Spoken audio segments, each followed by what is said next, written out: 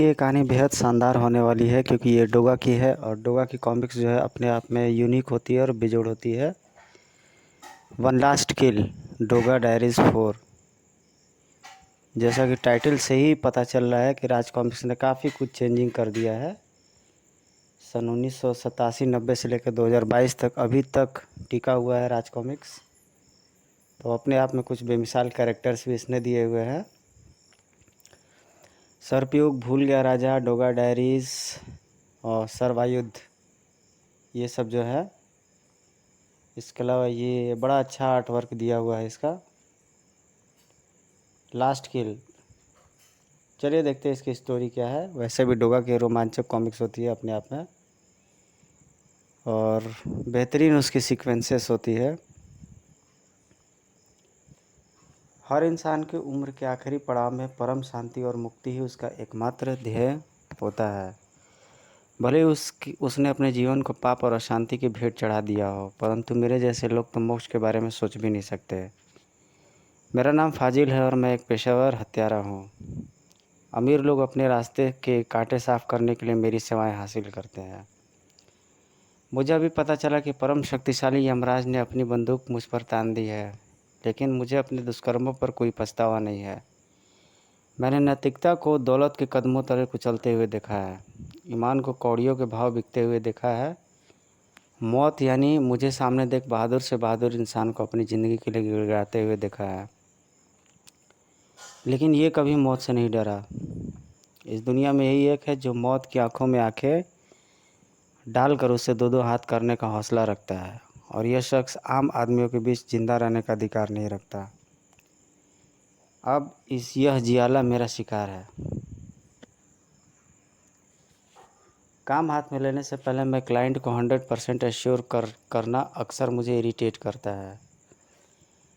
तब जबकि उन्होंने दुनिया के सर्वश्रेष्ठ हत्यारे की सेवाएं उसके मुंह मांगे दामों पर प्राप्त की हैं, फिर भी आशंका क्यों? तुमसे पहले भी कईयों ने कोशिश की है, कोई उसके खिलाफ नहीं जाता है, और जो जाता है मौत उन सब का नसीब बन जाती है। तुम डोगा को मार पाओगे ना? ज़रूर मारूंगा, यह मेरे रिज्यूम में अच्छा दिखेगा। वो ये नहीं समझते हैं कि उनकी आशंकाएं और डर उनके अपने ही बुरे कर्मों का फल होता है, जिससे मुक्ति के लिए वो मेरे जैसे लोगों की शरण में आते हैं। डोगा कोई कुत्ते का पिल्ला नहीं है। कुत्ते के पिल्ले को मारने के लिए इतने पैसे नहीं दिए जाते। पैसे लाए हो ना? पूरे लाया हूँ, उम्मीद है ये पैसे बेकार नहीं जाएंगे। पर तुम इतने सारे पैसे का करोगे क्या? सुलभ शौचालय बनवाऊंगा, रास्ते में एक भी नहीं है। कोई प्रॉब्लम है? खो खो खो खो। तुम ठीक हो? हाँ मैं ठीक हूँ। चलता हूँ, जल्दी ही तुम्हें डोगा की मौत की खबर पढ़ने को मिलेगी। बाय। अपने शिकार को मारने से पहले उसकी जन्म कुंडली का पता लगाना मेरे काम के तरीके में शामिल है। डोगा एक बहुत बड़ा नाम है, उसकी मौत के साथ उसकी शोहरत भी मिट जानी थी। बीते कुछ सालों में डोगा अपराध जगत के लिए आतंक का पर्याय बन चुका है। माफिया बास उसकी मौत के लिए कोई भी कीमत अदा करने को हमेशा तैयार रहते हैं। अब उसकी सुपारी मैंने ली है। कई शूटर्स ने डोगा के नाम की सुपारी ली, पर सबका दर्दनाक अंजाम हुआ, क्योंकि उन्होंने डोगा को एक साधारण शिकार समझने की भूल की। वे ये भूल गए कि डोगा एक शेर है, और शेर का शिकार करने से पहले उसे मौत के जाल में फंसाना पड़ता है, और उसे फंसाने के लिए चारा डालना पड़ता है। डोगा नाम के शेर को जाल में फंसाने के लिए चारे का बंदोबस्त कर लिया था मैंने। ये वाकई में बहुत बड़ी रकम है फाजिल। मैं कैसे तुम्हारा शुक्रिया अदा करूं समझ नहीं आता। तुम हमेशा इन अनाथ बच्चों के लिए कितना कुछ करते हो। मैंने तुमसे कभी नहीं पूछा कि तुम इतनी रकम कहाँ से लाते हो। फादर, मैं जहाँ जाने वाला हूँ पैसा वहाँ पे कोई महत्व नहीं रखता। आप बस ये देखिए कि इन बच्चों को बेस्ट मिले और इन पर इस कपटी दुनिया के परछाई भी न पड़े। Little flower orphanage. मेरा बचपन यहीं बीता है। जब तक यहाँ था इंसान था। जिस दिन ये जगह छोड़ी इंसानियत भी यहीं पीछे छूट गई, और मैं मांस और हड्डियों की हत्यारी मशीन बन गया। माँ की आँख वो देख हमारे पीछे है। हमारे पीछे नहीं बल्कि अपनी मौत के पीछे है। हाँ, मर गया मरदूद भूश। बड़ाम। बच गया साला, ये आदमी है या oh shit. Vroom vroom vroom vroom. Scratch. Room का बूम राम।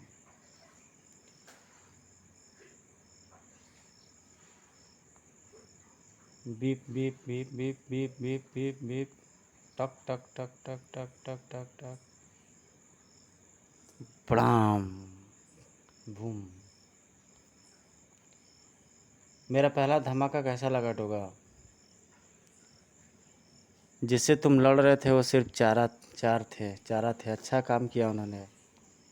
लेकिन अब मुझे अपने शिकार को किसी के साथ बांटना नहीं पड़ेगा। तुम मरोगे सिर्फ मेरे हाथों। आंखें खुली रखो वरना चोट खाओगे। धक। मुझे इस पल का बेसब्री से इंतज़ार था। आज तुझे मृत्यु देकर ये किस्सा ख़त्म करूँगा।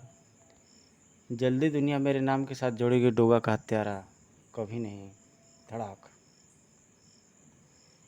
तेरे जैसे शेख चिल्ली कह आए और कह गए, मेरे लिए तुम सिर्फ एक मृत अपराधी हो। मेरी नकल मत कर डोगा। मैं तेरी तरह बेखौफ और ख़तरनाक योद्धा हूँ जो कि सर्वश्रेष्ठ कीर्ति हासिल करने वाला है। ठक। तू सिर्फ मरने वाला है। आर्घ। धक। हुर्र। आह।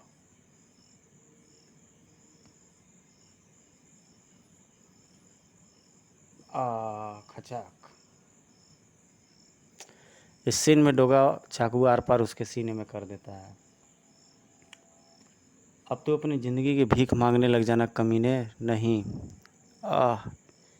मैं यही चाहता था कि एक बहादुर की मौत मरूं। मैं किसी अस्पताल के बेड पर नहीं मरना चाहता था। शायद ऊपर वाले ने मुझे मेरे गुनाहों की सज़ा देने के लिए यही रास्ता चुना था। मैं एक सर्वश्रेष्ठ पेशेवर कातिल था। मुझे कैंसर था। डॉक्टर ने कहा कि मेरे पास ज़्यादा वक्त नहीं है। मैं मरने वाला था लेकिन एक गोली से नहीं, कैंसर से। छी। एक महान मृत्युदाता एक घिनौनी बीमारी से मरेगा। मैं अपनी ज़िंदगी को खुद ही ख़त्म करना चाहता था लेकिन आत्महत्या कार किया करते हैं। एक ही रास्ता था कि कोई मुझे मार डाले, पर मेरी मौत का श्रेय मैं उसे देना चाहता था जो बेखौफ हो और बहादुरी की जिंदा मिसाल हो। फिर मुझे तुम्हारी सुपारी मिली और मुझे मेरे सारे सवालों का जवाब मिल गया। तुम ही थे जो मेरी मौत को सार्थक कर सकते थे, जो मुझे वो मौत दे सकते थे जिसका मैं हकदार था। इसलिए मैंने तुम्हारी सुपारी ली। मुझे खुशी है कि मेरा अंत तुम्हारे हाथों हो रहा है। एक सर्वश्रेष्ठ योद्धा को दूसरे सर्वोत्तम योद्धा के हाथों अंत। मुझे मोक्ष देने के लिए थैंक्स डोगा।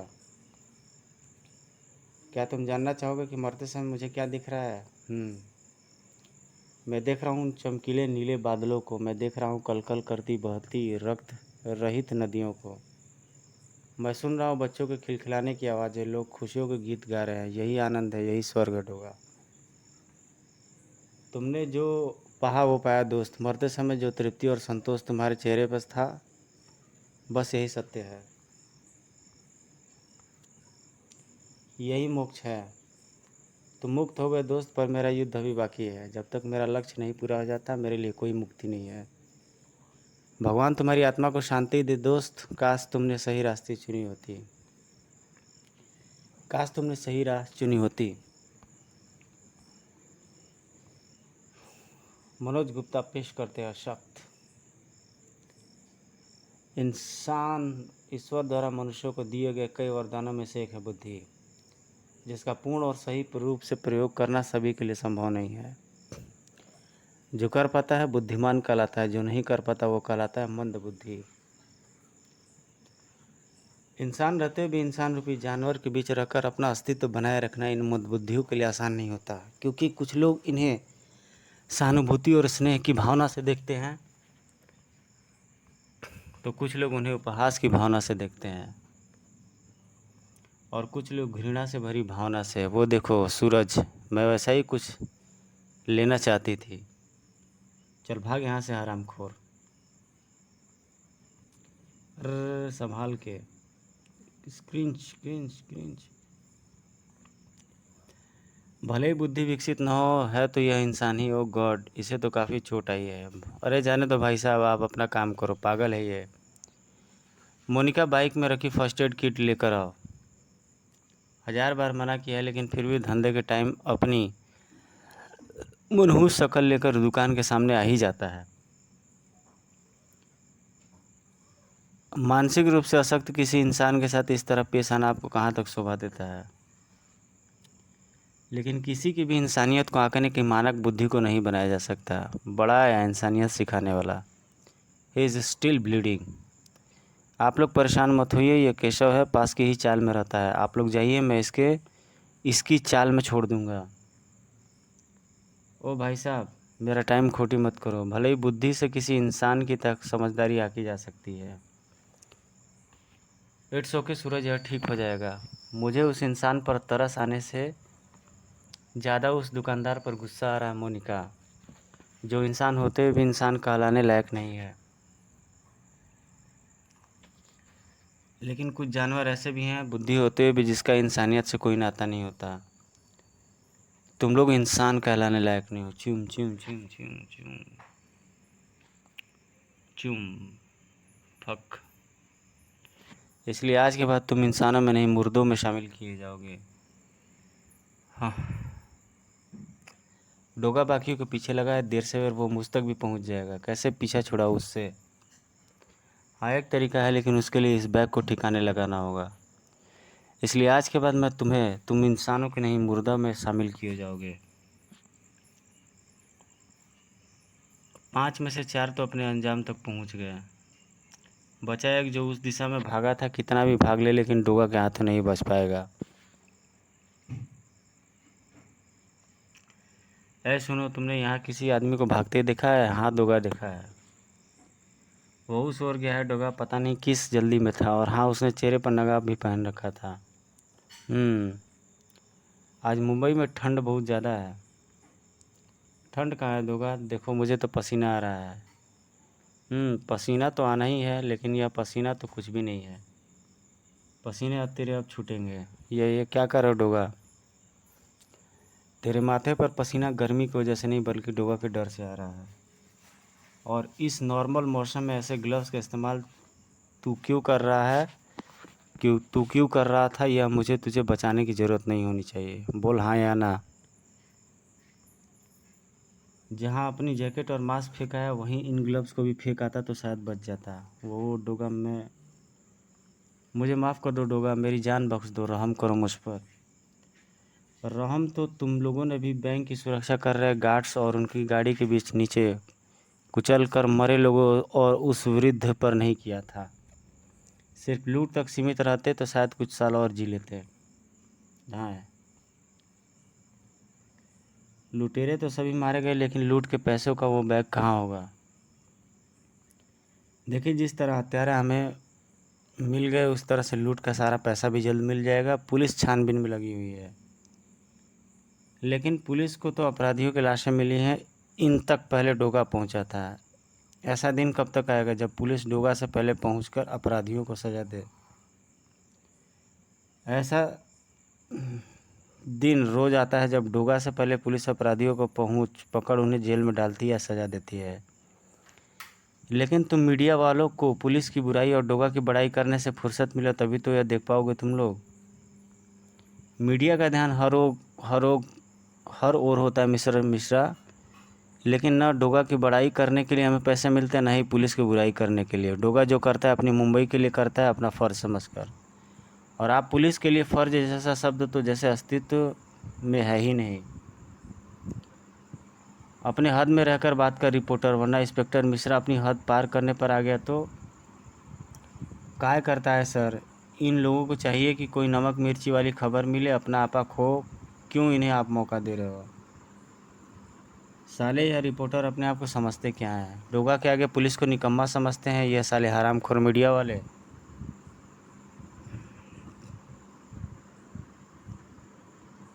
साला हरामखोर बेवड़ा, सड़क को बाप की जागीर पहुंच रखा। अभी इसका नशा उतारता हूँ। केशव आतर, केशव आहे। नहीं सर, यह कोई शराबी नहीं, ये केशव है, मैं इसे जानता हूँ। मानसिक रूप से अशक्त है, रोज़ इसी तरह गाड़ियों से टकरा कर लोगों के गुस्से का शिकार बनता है। पाटिल, इसके पास नोटों से भरा बैग कहाँ है? भरा बैग है, कहीं ये लूट का पैसा तो नहीं है? हाँ सर, तुम्ही थांबा भी बघतोय. केशव, क्या क्या रे, नया बैग खरीदा है? जरा देखने तो दे. अरे वाह, क्या बड़ा तू सुंदर है. खोलना बंद करो पाटिल. हाँ सर, घोतो है, थोड़ा बहुत बड़ा बहलाना पड़ता है इसे, और किसी भी तरह इससे यह बैग वापस लो. लेकिन अब चिंता कैसी, लूट का माल तो हमें मिल ही गया है.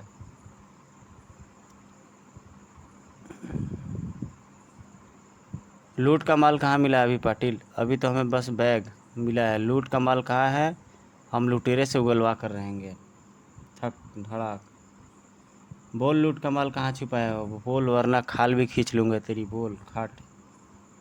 नका मारू साहब, मत मारो, वो मर जाएगा वो. कुछ नहीं होता इन्हें पाटिल, मार खा खा कर ढीठ हो जाते हैं ये लोग.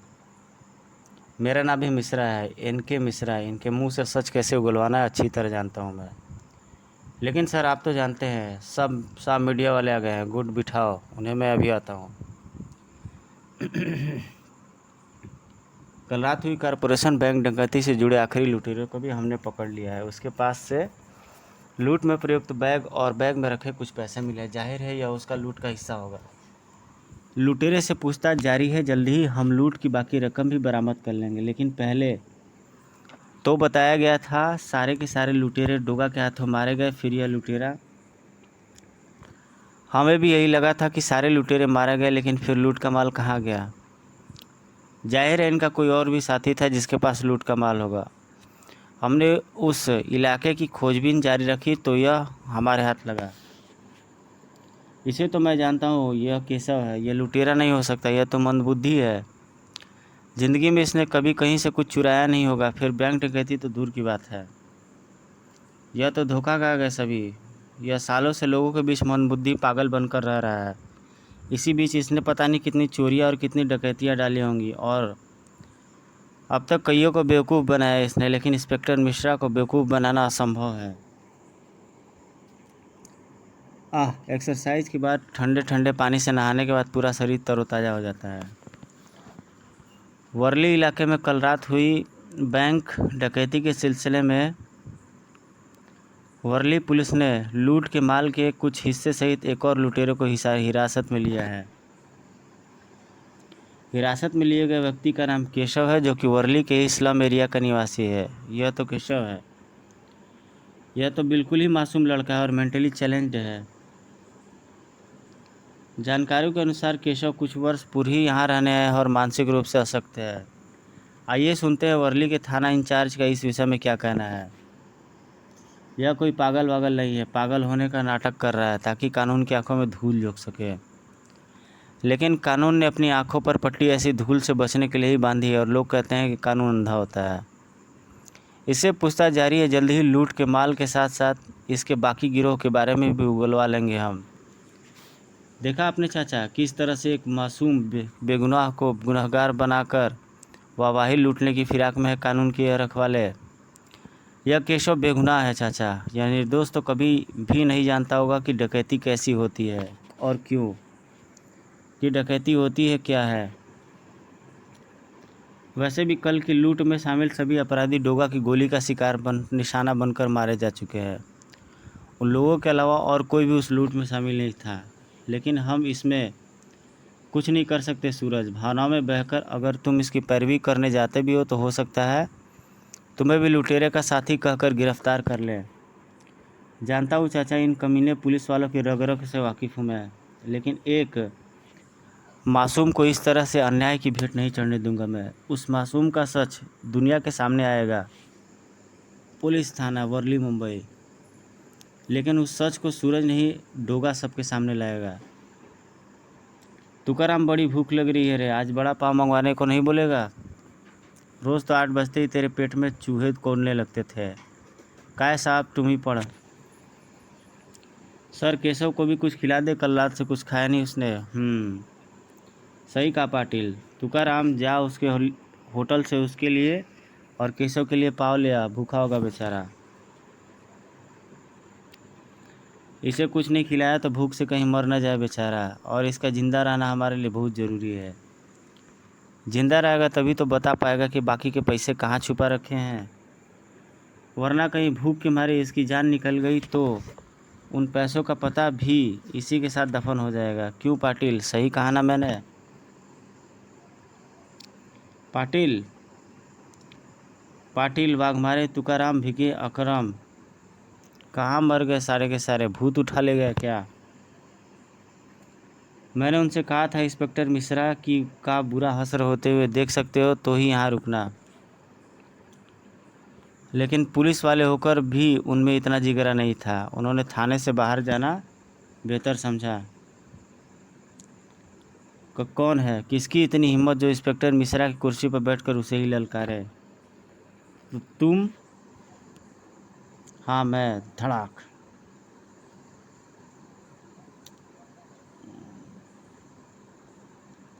बाघ मारे तो तुकाराम पाटिल देखो, अरे डोगा खुद चल कर आया स्टेशन में, कोई गिरफ्तार करो इसे। हाँ गिरफ्तार करो मुझे, लेकिन कायर थे सारे के सारे, अपने से कमज़ोर के सामने ही शेर बन सकते हैं। लेकिन तू बड़ा हिम्मत वाला है मिश्रा, उस लुटेरे को तूने अकेले ही धर दबोचा। तू ज़रूर गिरफ्तार कर सकता है मुझे, ले उठा हथकड़ी कर मुझे गिरफ्तार।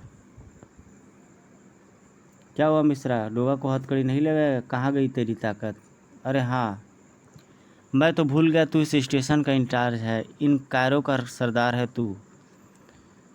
तुझसे हिम्मत की उम्मीद कैसे की जा सकती है? ताकत और हिम्मत का प्रतीक पुलिस की यह वर्दी तुझ जैसे कायरों के शरीर पर शोभा नहीं देती।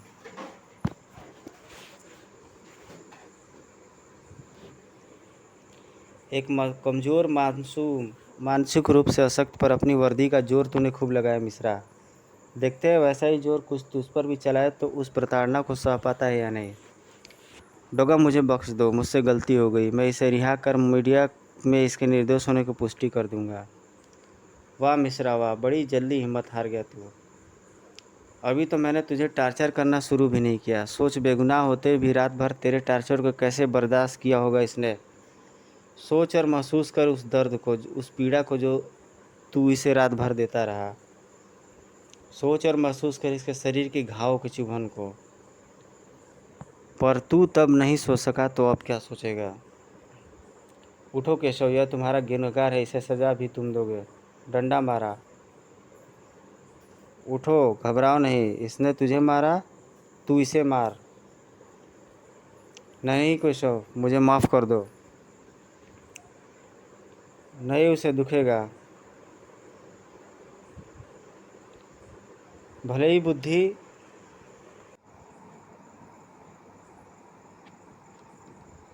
नहीं उसे दुखेगा, भले ही बुद्धि से किसी इंसान की समझदारी आंकी जा सकती हो, लेकिन किसी की इंसानियत को आंकने की का मानक बुद्धि को नहीं बनाया जा सकता, क्योंकि इंसानियत तो उन जानवरों में भी दिखाई दे जाती है जिनमें बुद्धि नहीं होती है। लेकिन कुछ जानवर ऐसे भी होते हैं बुद्धि होते हुए भी जिनका इंसानियत से कोई नाता नहीं होता। देख मिश्रा, दिमागी रूप से स्वस्थ होने के बावजूद तू जिंदगी भर अच्छा इंसान नहीं बन पाया, लेकिन कुछ जानवर ऐसे भी हैं बुद्धि होते हुए भी जिनका इंसानियत से कोई नाता नहीं होता। देख मिश्रा, दिमागी रूप से स्वस्थ होने के बावजूद तू ज़िंदगी भर अच्छा इंसान नहीं बन पाया, लेकिन दिमागी रूप से कमज़ोर होने के बावजूद भी तुझे बेहतर इंसान है। तूने इस पर हाथ उठाकर न जाने इसे कितने घाव दिए, इसके घाव तो जल्दी ही भर जाएंगे मिश्रा, लेकिन इसने तुझ पर हाथ न उठाकर तुझे एक ऐसी चोट दी है जिसका घाव इंसान ज़िंदगी भर नहीं भरेगा। बस केशव बस, अब मत रो, आज के बाद तुझे कोई दर्द नहीं देगा।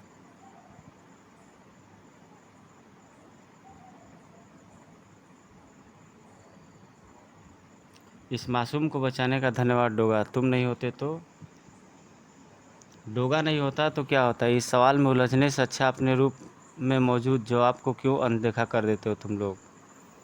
क्यों डोगा की जगह अपने आप को रखकर उस समस्या का समाधान करने की नहीं सोचते? थोड़ी सी हिम्मत करके वह करो जो डोगा से करने की उम्मीद करते हो। इस जैसे करोड़ों केशव मिश्रा जैसे हैवानों का शिकार होने से बच जाएंगे। डकैती के मामले में गिरफ्तार केशव नाम के व्यक्ति को बेगुनाह बताते हुए इंस्पेक्टर नंद किशोर मिश्रा ने दिया इस्तीफा। बताया कि मीडिया की वाहवाही लूटने के लिए बेवजह किया था निर्दोष को गिरफ्तार, लूट के पैसे भी सरकार को सौंपे। ईश्वर ने मनुष्य को समान शारीरिक बनावट प्रदान की है, परंतु शारीरिक बनावट समान होते हुए भी हर मनुष्य दूसरे से भिन्न पहचान रखता है। लेकिन मनुष्य की पहचान सिर्फ चेहरे से नहीं होती है, उसकी पहचान होती है उसके आचरण, स्वभाव और उसकी प्रवृत्ति द्वारा। कोई शांत और सौम्य प्रवृत्ति का होता है तो कोई दुष्ट और शैतान। यही प्रवृत्तियां मनुष्यों के कर्मों का निर्धारण करती है।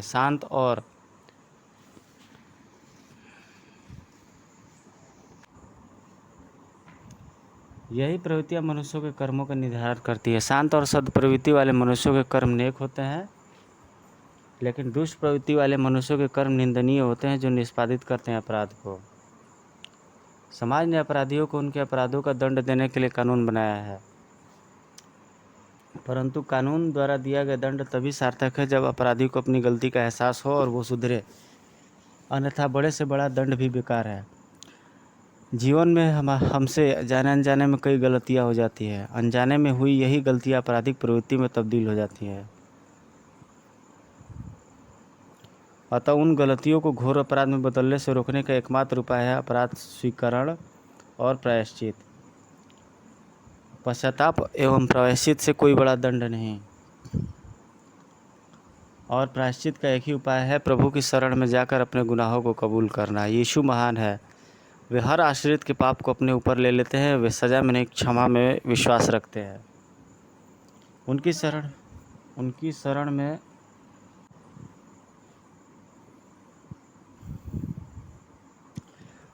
शरण में आकर आज हम जाने अनजाने में हुए अपने द्वारा की गई गलतियों और पापों को करेंगे कन्फेशन। कम ऑन चाइल्ड, तुम्हारे यहाँ आने का फैसला बिल्कुल सही है। प्रभु की शरण में जो भी आता है उसे क्षमा अवश्य मिलती है। क्या परमात्मा सभी अपराधों को माफ़ कर देते हैं father? Of course my child.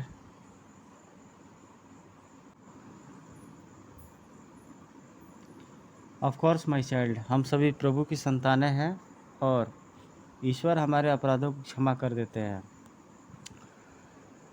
और प्रभु की हर संतान को प्रभु का समान स्नेह प्राप्त है। यदि बच्चे को अपनी गलती का दिल से एहसास हो और सच्चे दिल से माफ़ी मांगी जाए तो प्रभु उस गलती को क्षमा कर देते हैं।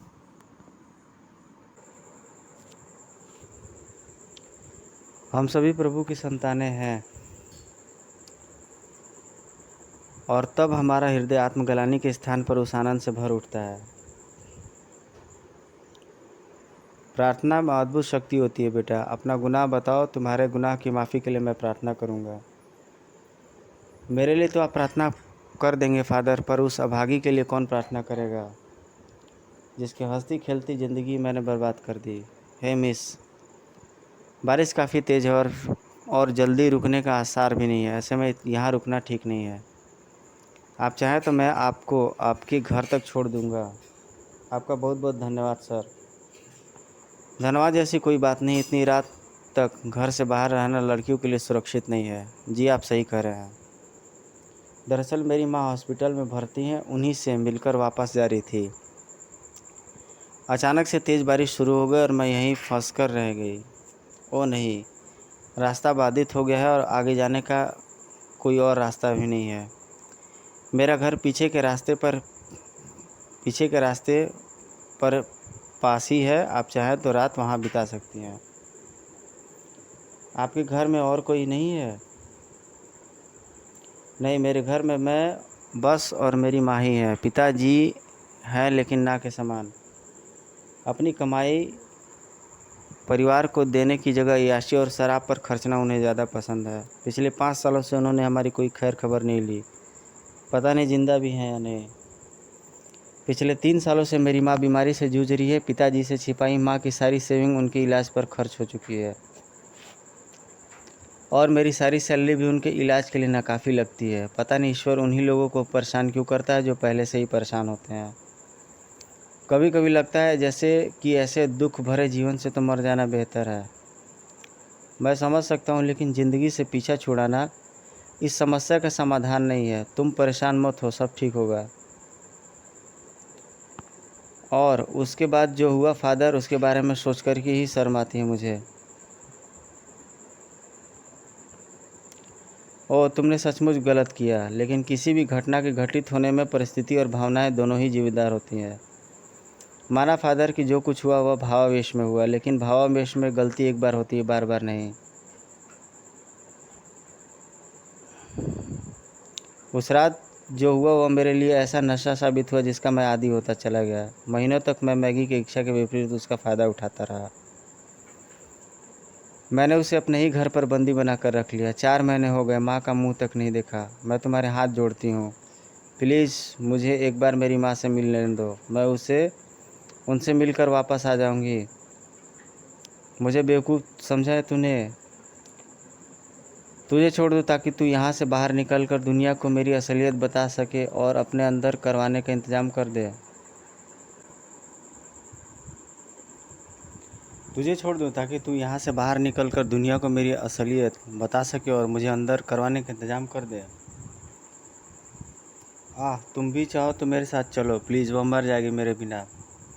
मरने दे बुढ़िया को, धरती पर वो बोझ है। वो कमीने, मेरी माँ ने क्या बिगाड़ा है तेरा?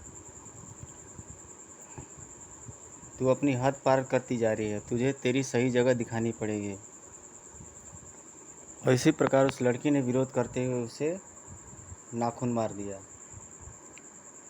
थूकती हूँ तेरी मैं मर्दानी पर, नामर्द है तू। उसने मेरे अहम पर चोट की थी। वह एक शब्द ही काफ़ी था मेरे अंदर के हैवान को बाहर निकालने के लिए। मुझे नामर्द कहती है कमीनी। आज तुझे दिखाऊंगा कि मर्दानगी किसे कहते हैं।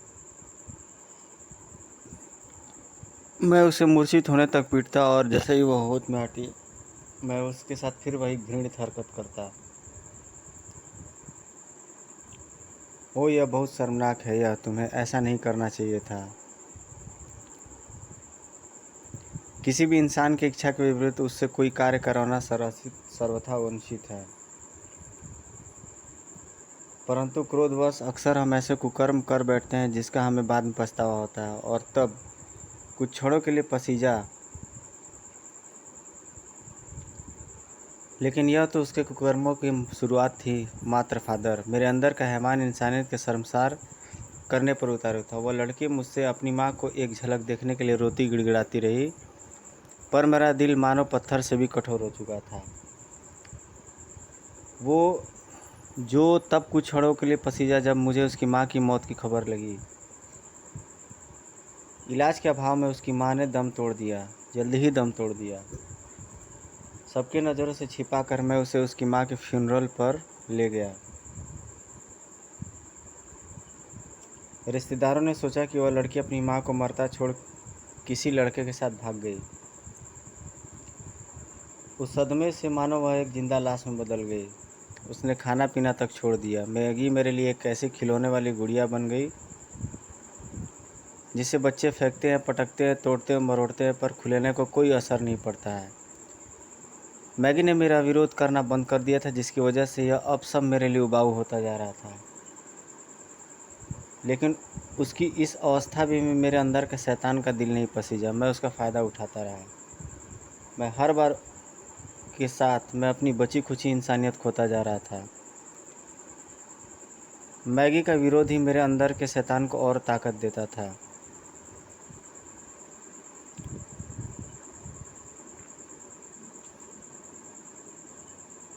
उस खेल को थोड़ा और मनोरंजक बनाने के लिए मैंने मैगी को अलग अलग तरीक़ों से टॉर्चर करना शुरू कर दिया, और मेरे हर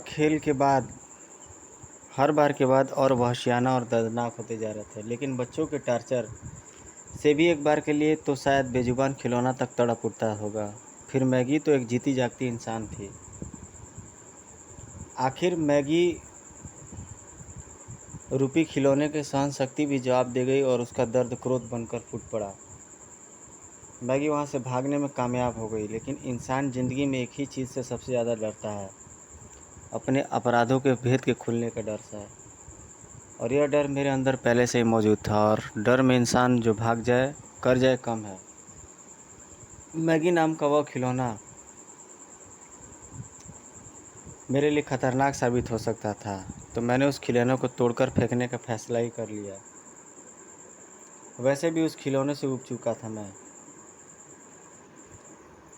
और आखिर मैंने उस खिलौने से अपना पीछा छुड़ा ही लिया। फिर मैंने मैगी की सारी तकलीफ़ों को ख़त्म कर दिया,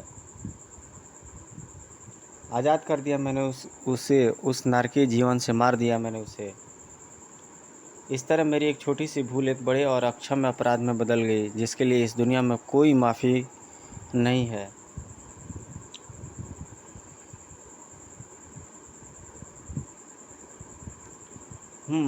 निश्चितता की पराकाष्ठा हुई है तुमसे, लेकिन कुछ कृत्यों के लिए मनुष्य अपने आप को दोषी मानने लगता है, जबकि वे तो विधि का विधान होते हैं। जैसे मैगी की माँ की मौत, वह बेचारी तो बीमारी से जूझ रही थी, आज नहीं तो कल उसे मरना ही था। जैसे मैगी पर हुआ अत्याचार उसकी नियति थी। संसार में कुछ भी परमपिता की इच्छा के बिना नहीं होता। हमारे सामने कुछ परिस्थितियाँ परमपिता द्वारा हमारी परख के लिए उत्पन्न की जाती हैं। यदि हम उस परीक्षा में विफल भी होते हैं तो उन गुनाहों की माफ़ी का प्रावधान है, परंतु किसी को जीवन देने और उससे वह जीवन लेने का अधिकार सिर्फ और सिर्फ परम पिता परमात्मा के पास है। यह अपराध ज़रा गंभीर है। हाँ फादर, मुझे भी लगता है कि मुझे उसकी जान नहीं लेनी चाहिए थी। मेरे बच्चे, तुम अपराध बोध से बहुत विचलित और व्यथित हो। उफ़, कितना मानसिक संताप झेल रहे हो तुम। मानसिक शांति के लिए तुम्हें आत्मसमर्पण कर देना चाहिए, लेकिन आत्मसमर्पण करने से दुनिया भर में मेरी थू होगी, मेरी इज्जत की धज्जियाँ उड़ जाएंगी। नहीं फादर, इससे बेहतर कि तो मैं आत्महत्या कर लूँ। नो माई चाइल्ड, सुसाइड हत्या से भी बड़ा अपराध है। तुम्हारे इस पाप की शुद्धि के लिए और विशेष प्रक्रिया प्रार्थना करनी होगी, ताकि तुम्हें इस दुष्प्रवृत्ति से भी छुटकारा मिले। तुम शाम को चर्च के पीछे बने कब्रिस्तान में पहुँचो। Thank you father.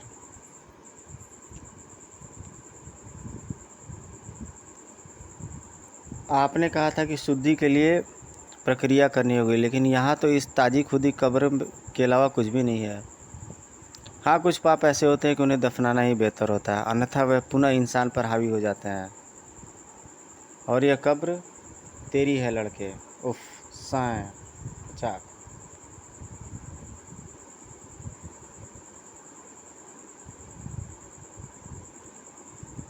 ये आप क्या कर रहे हैं फादर? मैं तो यहाँ आपसे अपने गुनाहों की मुक्ति पाने आया था, और आप मुझे इस जीवन से मुक्ति दिलाना चाहते हैं।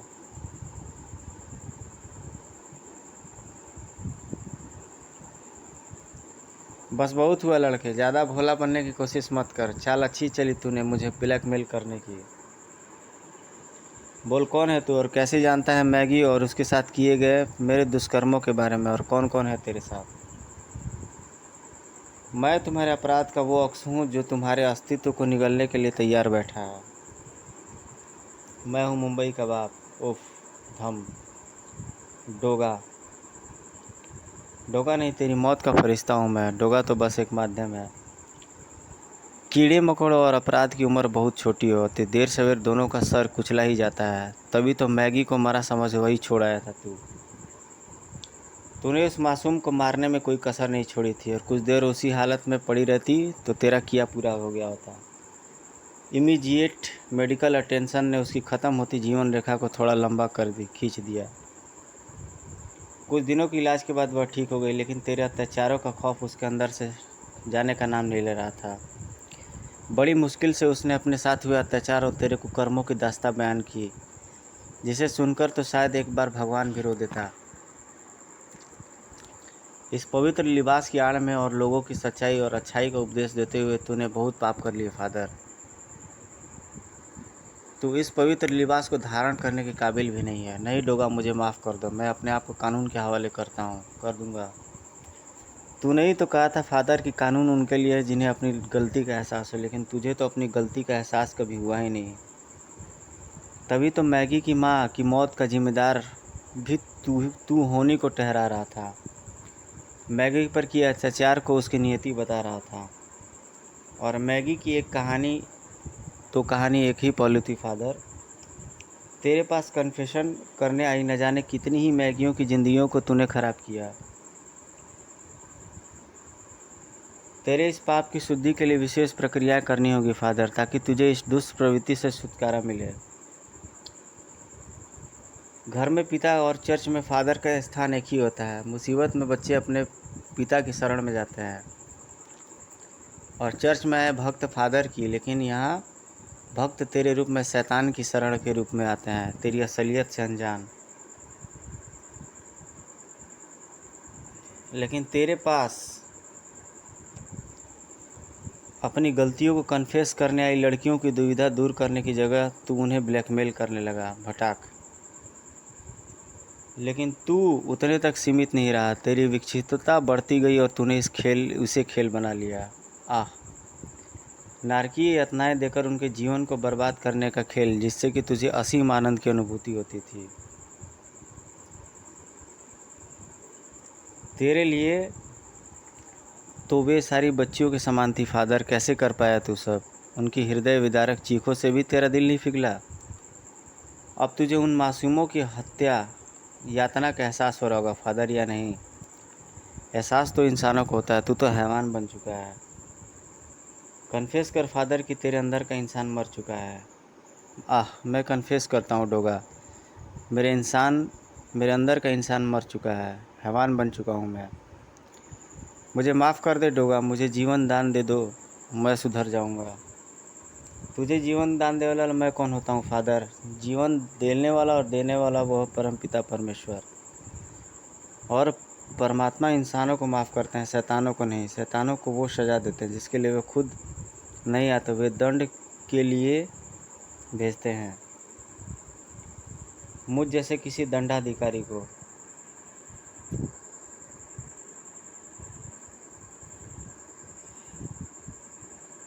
मी लॉर्ड, उस खौफनाक रात को मैं कभी नहीं भूल सकता। क्या बात है ऑफिसर, नीचे उतर हराम के पिल्ले। जब कानून के रखवाले खाकी वर्दी के नशे में कानून की धज्जियाँ उड़ाने को तैयार थे, इतनी रात कहाँ मुंह मारने गया था हरामखोर? यह क्या बदतमीजी, मैं एक लायर हूँ। पर वहाँ कानून का एक और सिपाही मौजूद था, जामुनी वर्दी में। धड़ाक। जो काम अपराधियों का था वो काम अब पुलिस करती है। वर्दी मिली तो गुंडागर्दी पर उतर आया, भाग धतूरे। माफ़ कर दो डोगा, थोड़ा नशा चढ़ गया था। और जो काम पुलिस का था वो डोगा करता है, ताकि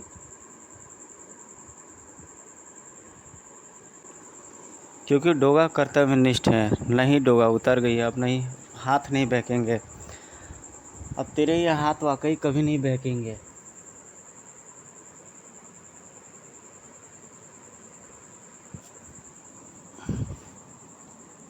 कानून और कानून के पालक असफल हो चुके हैं। ना वो आम आदमी की सुरक्षा दे पा रहे हैं, ना कानून का पालन कर पा रहे हैं। नहीं तो फिर क्यों ना कानून डोगा से हाथ मिला ले, उसके खिलाफ चल रहे सारे मुकदमे निरस्त कर दे, उसको कानूनी मान्यता देकर मुंबई का सिपाही बना दे। अगर ऐसा होता है तो मैं अपराधियों में डर पैदा होगा, वो डर जो आज तक कानून भी कभी स्थापित नहीं कर पाया, और मुंबई में आम आदमी सुरक्षित महसूस करेगा। मिलॉर्ड, मुझे लगता है मेरे काबिल दोस्त अदालत का कीमती इस वक्त बर्बाद कर रहे हैं। इनका मानसिक संतुलन बिगड़ चुका है, इन्हें इलाज की सख्त ज़रूरत है। मिलाड, मैं पूरे अपने होशोवास में हूँ। पुलिस और अदालत जनता की हिफाजत के लिए होती है, मगर अफसोस आज जनता का इन सब से विश्वास उठ गया है। मगर डोगा ने लोगों के मन में एक नई उम्मीद जगाई है, इसलिए कानून का भी फ़र्ज़ बनता है कि वो डोगा को सपोर्ट और कानून को मजबूती प्रदान करे। डोगा जैसे वांटेड मुजरिम को कानूनन जायज़ ठहराना संभव नहीं है, इसलिए इस मुकदमे का फैसला अगली तारीख के लिए मुलतवी किया जाता है। रमन, ये क्या है? क्या कर रहे हो तुम? जानते हो कि किस तरह तुम्हारा मजाक बनाया जा रहा है? मुझे परवाह नहीं है गीता, मैं तो बस एक सच्चे नागरिक का फ़र्ज़ अदा पूरा कर रहा हूँ, और मैं अपने फ़र्ज़ से पीछे हटने वाला नहीं हूँ। देख लेना, इस मुकदमे का फ़ैसला मेरे ही हक़ में होगा। छनाक। अब तुम समझते क्यों नहीं रमन?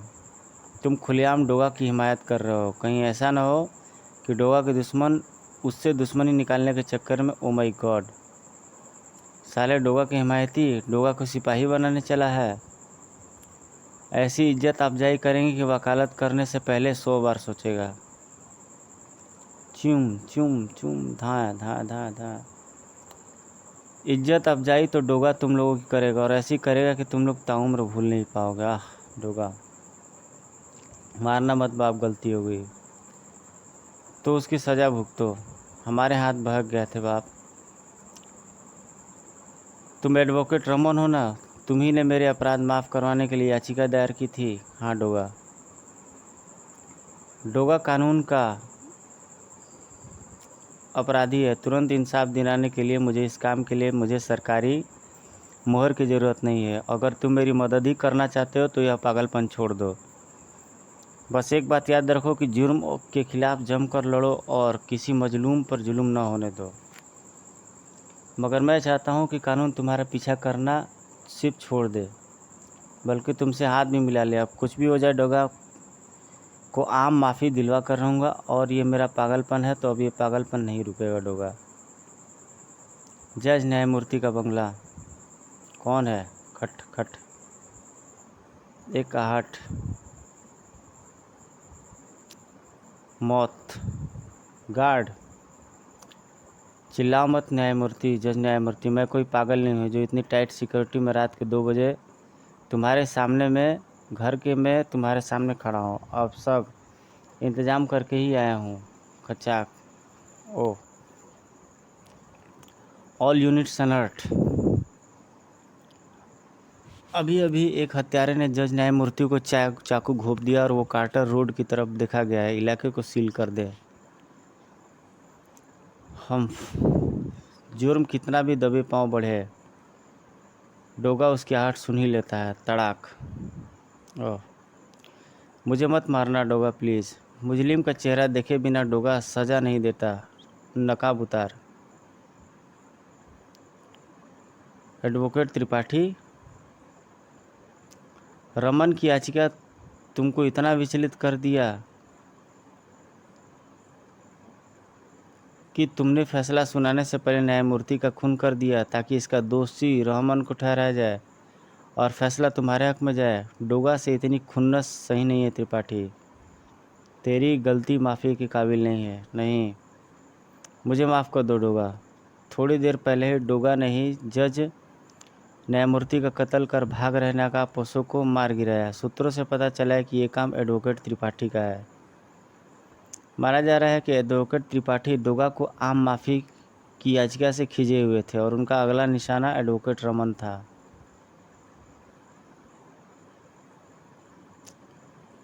सब कुछ मेरे प्लान के हिसाब से हुआ। एक के बाद एक डोगा की आम माफ़ी के रास्ते की सारी अड़चनें हट गई।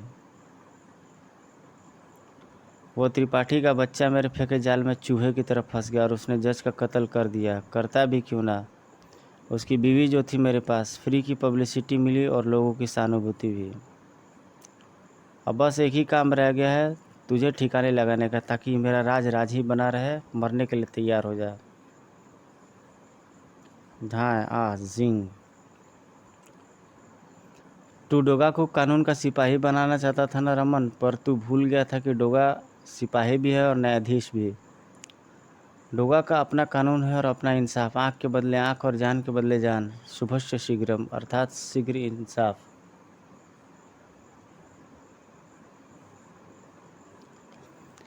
त्रिपाठी से मैंने जब जान लिया कि कैसे तुमने उसे कत्ल करने के लिए मजबूर किया, बाकी जो कुछ तूने टीवी की खबरों से जाना होगा वो सब तुझे लापरवाह करने की चाल थी। मार तो मैं त्रिपाठी को भी देता अगर न्यायमूर्ति वाकई मारे जाते। वो अभी जिंदा है और अस्पताल में खतरे से बाहर है। आह धाड़। मैंने तुझे समझाया था कि ये पागलपन छोड़ दे, पर तू नहीं माना। अब तू मरेगा, डोगा के हाथों ही मरेगा। नहीं, मुझे छोड़ दो डोगा, माफ़ कर दो। मैंने जो किया वो तुम्हारे लिए किया, उसका तो ख्याल करो। डोगा जुर्म के लिए यमराज है और यमराज का काम है प्राण लेना, चाहे उसके सामने उसका भक्त ही क्यों न हो। डोगा अपना काम नहीं छोड़ सकता क्योंकि डोगा कर्तव्यनिष्ठ है। जिंग। आह। Case closed. और ये रहा फ्रेंडी सीरीज़ का कॉमिक्स का ये ऐड, जो बहुत पहले आया हुआ था। दमदार कॉमिक्स थी काफ़ी। इसने काफ़ी हलचल मचा दी थी। फ्रेंडी की कुल 5-6 सीरीज आई थी, 4-5। फिर से फ्रेंडी आ रहे हैं और इसको मैं देखता हूँ कि क्या होता है इसका स्टोरी, और आपको ज़रूर आपके सामने अपडेट लाऊंगा। फ्रेंडी जीनियस। और ये रहा सुपर कमांडो ध्रुव अपना, जो बिल्कुल ही नए कल्चर और नए फ्लेवर में। कहानी इसकी ठीक ठाक ही लगी थी, लेकिन आगे पढ़ने पर पता चलेगी कि इसमें क्या कहानी है, नई बात क्या है। आज़ादी की सेना, आज़ादी सेना।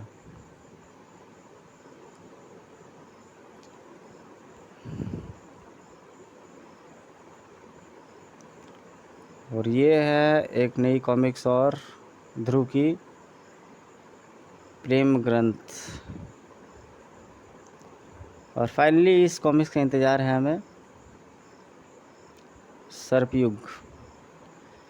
चलिए दोस्तों, फिर आपसे मिलते हैं जल्द ही एक दमदार और सनसनाते वीडियो में। चैनल को लाइक, सब्सक्राइब, शेयर, कमेंट जरूर कीजिएगा।